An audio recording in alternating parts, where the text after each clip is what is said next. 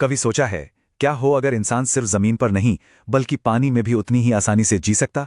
हमारी जिंदगी, हमारी दुनिया कैसी होती? चलिए आज इसी कल्पना के सफर पर चलते हैं।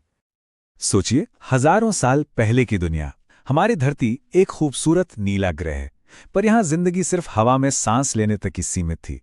हम इंसानों ने समंदर को हमेशा दूर से देखा, उसकी लहरों को महसूस किया, लेकिन हम कभी उसका हिस्सा नहीं बन पाए। वो एक अलग ही दुनिया थी। लेकिन फिर एक दिन आया जब सदियों पुराना ये सपना हकीकत बन गया। एक ऐसा दिन जब विज्ञान और प्रकृति ने हाथ मिलाया और इंसानियत का पूरा इतिहास ही बदल कर रख दिया।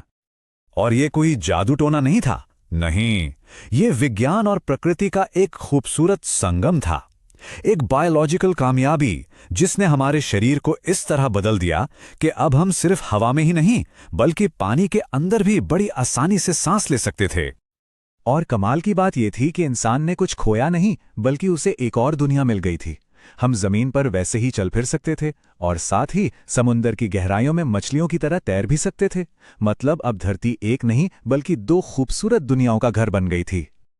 तो चलिए अब जरा देखते हैं कि पानी के नीचे की ये नई जिंदगी असल में दिखती कैसी थी, क्योंकि लहरों के नीचे एक पूरी की पूरी नई सभ्यता बस चुकी थी। सोचिए, पानी के अंदर थे चमकते हुए शहर। जी हां, नीले, पारदर्शी और एकदम शांत शहर। बड़े बड़े गुंबदों के नीचे लोगों के घर थे, जिनकी खिड़कियों से रंग बिरंगी मछलियां गुजरती थीं। और जानते हैं सबसे बड़ी बात क्या थी? पानी अब कोई डरावनी चीज नहीं था, वो एक सुरक्षित, शांत घर बन चुका था। हमारी रोज की जिंदगी भी पूरी तरह बदल गई थी। जैसे कि स्कूल अब दो हिस्सों में बंट गए थे, आधा जमीन पर और आधा समुंदर में है। बच्चे दोनों दुनियाओं में पढ़ते थे, दोनों की भाषाएं सीखते थे। इस नए संगम का असर सिर्फ हम इंसानों पर नहीं बल्कि हमारी पूरी धरती पर पड़ा। जमीन और सागर ने मिलकर हमारे ग्रह को, हमारी पृथ्वी को धीरे धीरे ठीक करना शुरू कर दिया। इंसानियत की जो सबसे बड़ी परेशानियां थी ना, क्लाइमेट चेंज, प्रदूषण, भूखमरी, वो धीरे धीरे खत्म होने लगी। क्यों? क्योंकि अब हमारे पास दोनों दुनियाओं की ताकत थी। तो ये हुआ कैसे? जरा देखिए, अब खेती सिर्फ जमीन पर नहीं, समंदर के नीचे भी होती थी। समुद्री पौधों से साफ सुथरी एनर्जी बनती थी। ऊपर जमीन पर सूरज से बिजली आती, तो नीचे समंदर की लहरों से एक परफेक्ट बैलेंस बन गया था। कल्पना कीजिए, हर शाम जब सूरज ढलता तो ऊपर जमीन के शहरों की रोशनी नीचे पानी में चमकती और पानी के नीचे बसे शहरों की चमक ऊपर आसमान में दिखाई देती। ऐसा लगता था मानो हमारी धरती एक जीती जागती कविता बन गई हो। लेकिन ये कहानी सिर्फ बाहरी बदलाव की नहीं है। असल बदलाव तो इंसान के अंदर आ रहा था। एक नए तरह का इंसान जन्म ले रहा था। हम उसे कह सकते हैं नया मानव। एक ऐसा इंसान जिसे हवा से हल्कापन मिला था और पानी से गहराई, जिसकी सोच, जिसका वजूद दोनों दुनिया से जुड़ा था। और इसका असर हमारे स्वभाव पर भी हुआ। इंसान अब ज्यादा शांत, ज्यादा संतुलित और ज्यादा समझदार हो गया था। पानी की गहराई ने उसे सब्र सिखाया और जमीन की मिट्टी ने उसे कुछ नया बनाना सिखाया।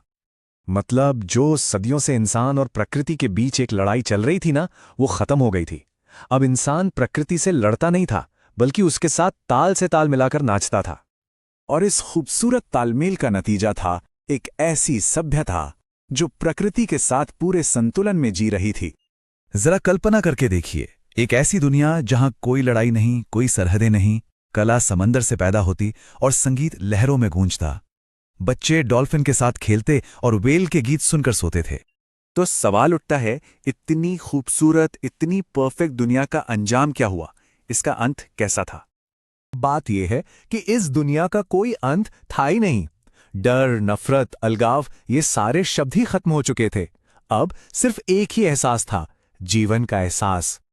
और शायद यही मानवता का सबसे सुंदर, सबसे सच्चा रूप था। एक उम्मीद कि हम इंसान क्या कुछ बन सकते हैं। अगर इस कल्पना के सफर ने आपको भी छुआ हो तो इस कहानी को लाइक करें, हमें सब्सक्राइब करें और इसे दूसरों के साथ भी शेयर करें। क्या पता ये उम्मीद और भी दूर तक फैल जाए। मिलते हैं अगली कहानी में।